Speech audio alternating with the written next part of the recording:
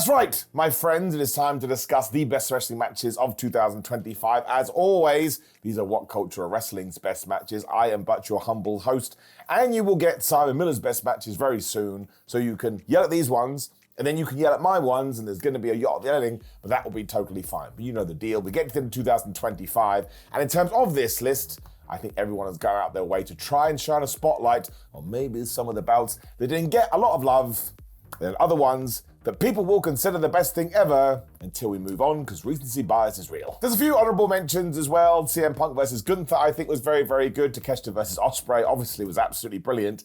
And most things the Young Bucks did in 2025 kind of reminded you the Young Bucks could be the best wrestling tag team of all time. As opposed to the best tag team of all time. Let us not go down that route. So again, hello, I am Simon Miller. Pleasure to see you. Here's the 10 best wrestling matches of 2025. Number 10, FTR versus the Outrunners from the July 5th Collision. So this one really does come down to an over-delivery, although I think that's a little bit unfair, because back in the summer of this year, the Outrunners were the absolute best thing ever, and just a nice reminder that if you do get your gimmick right, you can be good at the rest of the stuff we call sports entertainment, but people are going to love you regardless, because deep down in our tum-tums, we just want to have a good time. That would be the Outrunners I am referring to. And as for FTR, if you want to walk into my house right now and say they could be one of the best tag teams ever, I am not going to argue with you, they're great. FTR just turned heel before this, meaning they were the perfect pairing for the Outrunners. I don't want to say this over-delivered in a mean way. I just don't think many people had high expectation for what felt like a random match on Collision, when not only the viewers at home sit down and be like, oh my gosh, this is brilliant, but the fans on the night in that arena, I tell you, and you can go see this right now, they lost their flipping minds. Cash and Dax played right into this as well, because the reason they hated Truth and Turbo so much is because they're like, listen, you are just a gimmick. Everything going on here is a fabrication in your head. Maybe you should stop doing it, stop being so over the top, and respect the sanctity of pro wrestling like we do. In that statement, though, I think they forgot the Outrunners are actually fueled by the timeless power of old school wrestling. And every single one of those things we have just mentioned went into this match with some near falls that made you go, oh my gosh, I totally believed it. Truth Magnum basically played Ricky Morton here too, because he just sold and sold and sold to the point when he did get the hot tag to his partner and they went on the stereotypical running wild.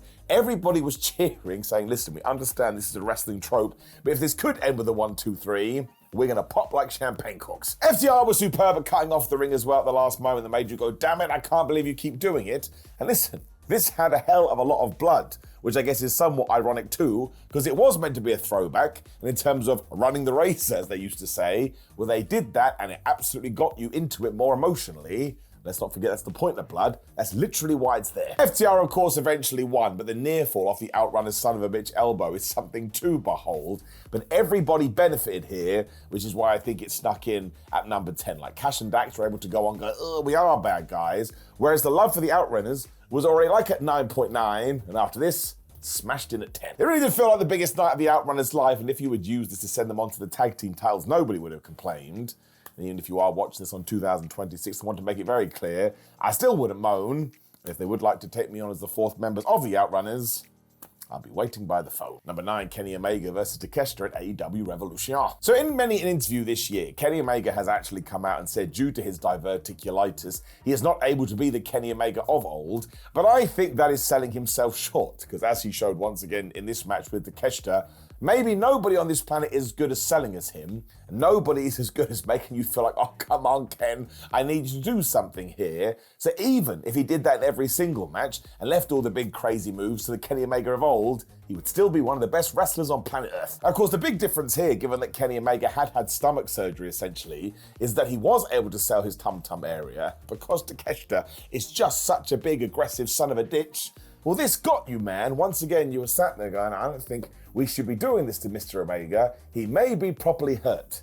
And as soon as you plant that seed in your brain, well, you're lost. You're not thinking of pro wrestling anymore. You're just thinking of fighting. I think Omega's performance during this was so good, he actually made you forget what he was able to do a good few years ago. Because again, that's not what you were leaning into. You just wanted him to be okay. Sometimes Takeshita would stand over him, and it was like David and Goliath, which makes no sense because they're both sizable men. Omega even made mistakes trying to get back into this, like when he flew into the turnbuckle. And do you know what Takeshita did right after this? He kneed Kenny Omega right in the stomach just to let you know I am a heel, and also I'm basically a piece of trash. He did eventually get a springboard avalanche power bomb, but the joy of that only lasted a few seconds, because instantly Kenny threw himself on the floor, and you can take my point here.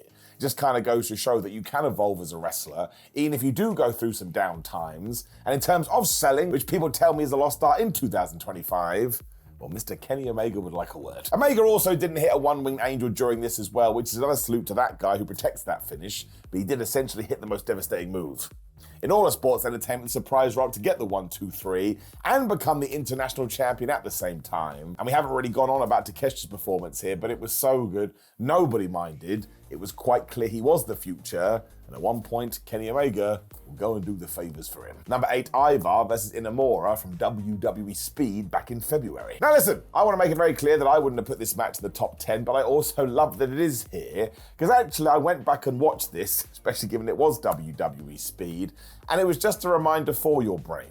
No matter what you are used to when it comes to Ivar Raw, or what you're expecting of Inamura down on NXT, you can put any wrestler in a different kind of setting and say to them, hey, you're allowed to go crazy here, and the results will be totally kick-ass. I also think it's a great counterpoint to this idea that every single wrestling match has to be 20 minutes long, something I would totally argue against. If you get something that's only 3 minutes, but it's the best 3 minutes of your life, well, that's well better than something that goes on for 37 minutes, and by minute 34, you're a little bit bored. I can only imagine this is what went through Inamura's and Ivar's head when they were told they were booked for this. Because screw good guys and bad guys, I assume they didn't have enough time to get either of that over. They were just gonna be big men, slapping man meat. They were gonna charge each other, smash into each other, when they were gonna go down, get back up, and just do it over and over and over again. And if you want to call this a combat athlete trying to win a combat match, that's exactly what it was, which really should be the heart of any story, especially in a world where MMA and boxing are so damn popular. Even with my own stance on this, I do think it will go down as a cult classic, and it's also so scary to watch,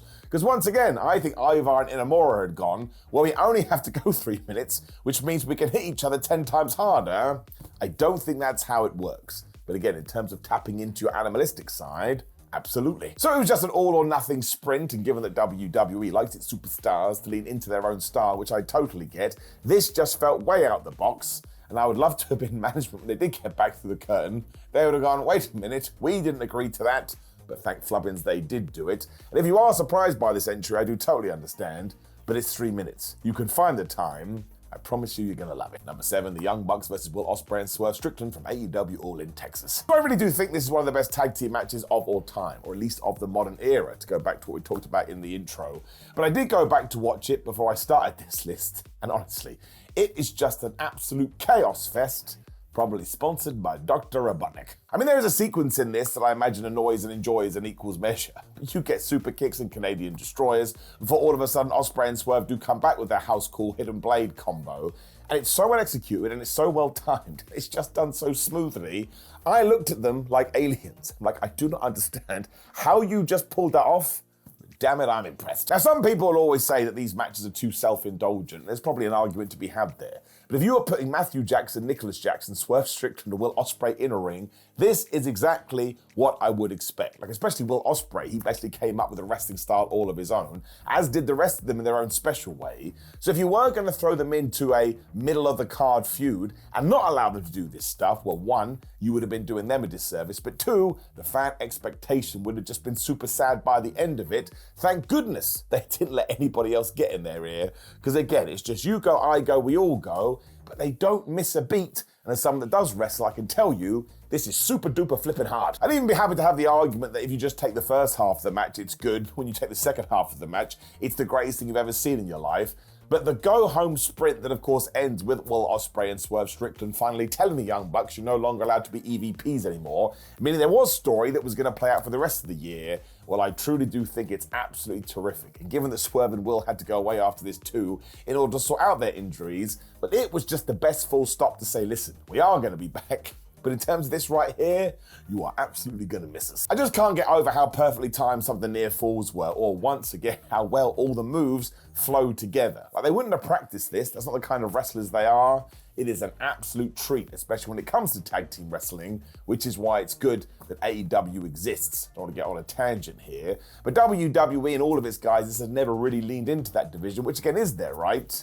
When you see this thrown in your face, You just know that tag team wrestling is never going to have a ceiling. Number 6, Io Sky versus Bianca Belair versus Rhea Ripley from WrestleMania 41. So I actually, in my own personal list, would put this at number 1 or number 2 because I think this is one of the best matches of the year.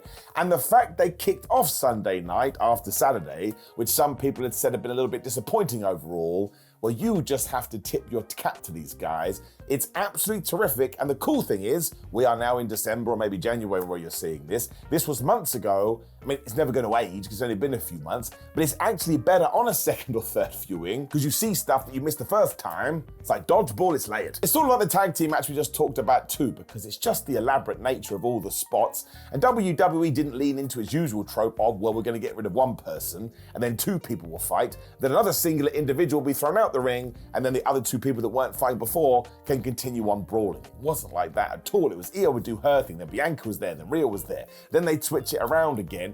It is just full on pace for 20 minutes, whatever it is, and they never drop the ball, they never miss, and by the time you get to the finish, well, it's totally creative and it rules. I mean, once again, I think if we were going to make a list called the best WW triple threat matches ever, this would have to be in it. And it sucks that Bianca Belair broke her finger during it because Rhea Ripley came out feeling like a bigger star, and Io Sky used it to go, oh, by the way, in 2025, I'm going to be one of WWE's MVPs.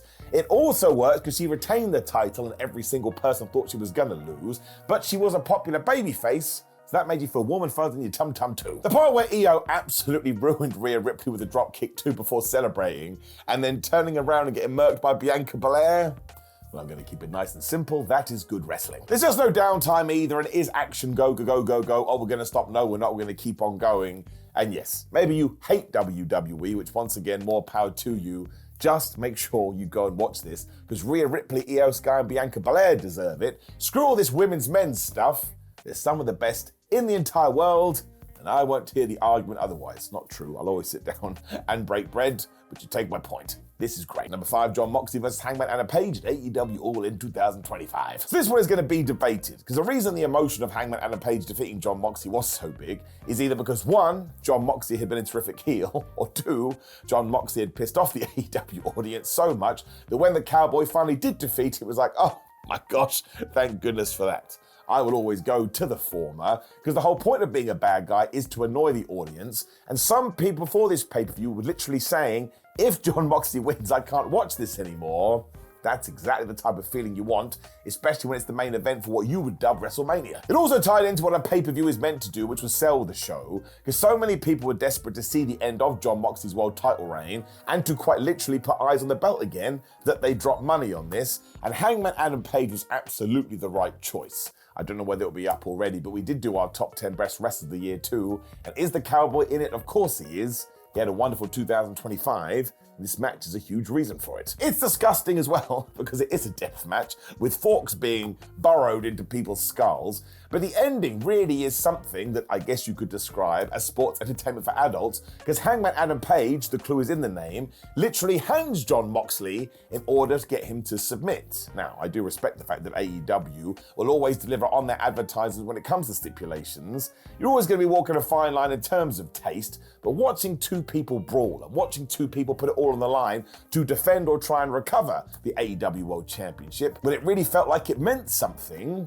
And again, how many times do you hear that in 2025? Oh, I don't know what they're fighting over. Well, here you absolutely did. The structure of the match is really incredible too, because there were huge moments where Mox just beating down on Hangman, when of course you had everything with the Death Riders, Samoa Joe and his opportunities, and Swerve Strickland, and that was the emotional part of the encounter. If you had gone back before this, Hangman and Swerve totally hated each other, but for the good of the company, they were going to do what's right. But there's just the oldest storytelling in the book. You can even see it in the likes of Star Wars. And Tony Khan didn't do anything silly or anything too crazy. He had Hangman Adam Page win. He then freed that title from the briefcase. And what did thousands of people in Texas do? They cheered. And I cheered too, even though I was watching it by myself. I am a loser. This is going to make me sound like an idiot too, and of course I've done my best to explain it to you, but it's actually one of those things that you feel in professional wrestling, and somehow you just know 2 people have absolutely smacked it out of the park.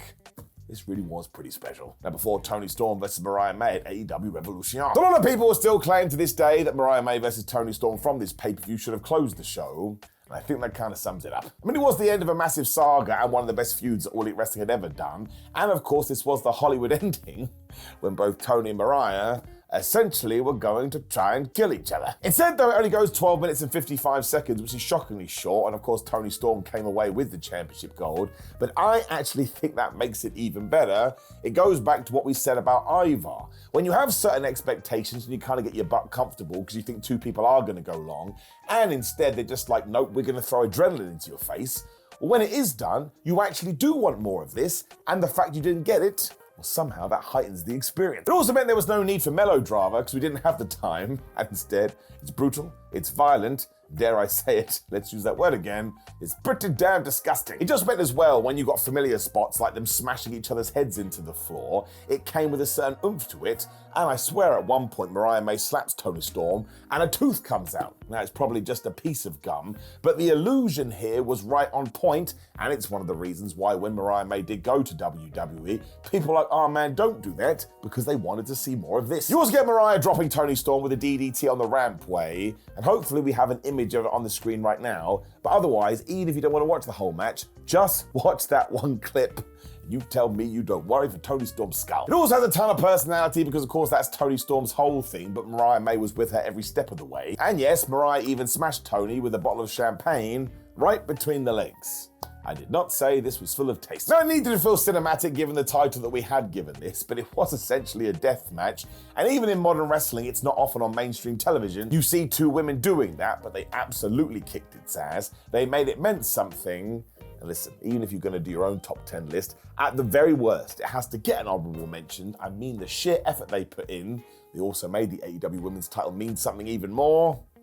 Pretty well put together. Number 3, MJF versus Mistico at CMLL Anniversary. So in one way, it's quite easy to explain why MJF and Mistico work so well, because Maxwell Jacob Friedman was pitched as the foreign heel coming out to be an asshole, whereas Mistico was the homegrown hero who from the moment his entrance music hit, every single person in that building wanted to believe in. In many ways too, it almost feels like a match from the past, just given the atmosphere and the way that people were reacting to this. But the real selling point is that it just led into things that professional wrestling always needs, because there was heat, there was drama, and there was a big question, what the flub is going to happen here? I mean, these two even had a count-out tease, which sounds absolutely ridiculous after MJF had just cheated and broken every single rule, where poor Mistico's on the outside bleeding half to death, where you actually get the feeling, I don't know how this man is going to get back in the ring, and if he does, surely he is screwed. I mean, within about 10 seconds, Maxwell has also busted Mistico open, which gets you worried anyway, and from there, one is a masterclass in selling from the masked man, and Maxwell Jacob Friedman is so happy to just be this no moral, horrible bad guy that you can so easily hate him in the moment, even if after the fact you can look back on this and go, that MJF dude is one of a kind. The pacing and selling is also absolutely tremendous and holds your attention for the whole time. And I can only imagine this is the type of match that MJF grew up wanting to do, given the character he did choose. And in 2025, one of the most underrated gems was Mistico, who has taken that massive mistake he made by going to WWE and totally left it behind. I would imagine not many people did see this one for obvious reasons. Make sure you change that today before you comment. I promise you'll be surprised. Number 2, Anarchy in the Arena 4 at AEW Double or Nothing. So I will probably put most Anarchy in the Arenas in top 10 matches, or at least top 15, because they always make me laugh out loud. And if you don't know, that's my favorite thing in wrestling. The best one here is what we did do with the music that blared out over the arena, because the Young Bucks were coming out to their weird medieval song when Kenny Omega decided, nope, we're not going to do that. Drowning Pools Let the Bodies Hit the Floor started to play, which is synonymous with pro wrestling, especially back in the 2000s. And how did these tunes end? By Claudio Castagnoli big swinging someone into one speaker.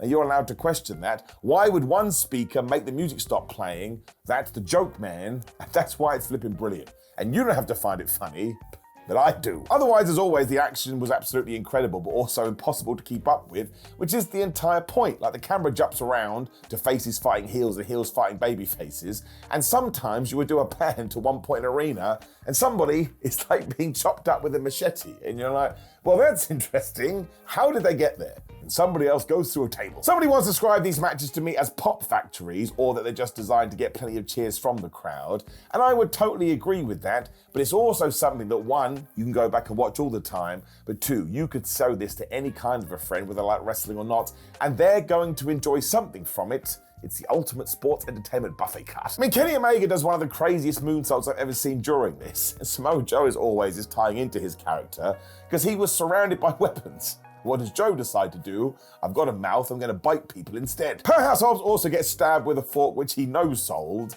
And it still makes me laugh because there was a Reddit thread about that. And of course that also led to him standing next to Willow Nightingale as they had a couple of awesome t-shirts on.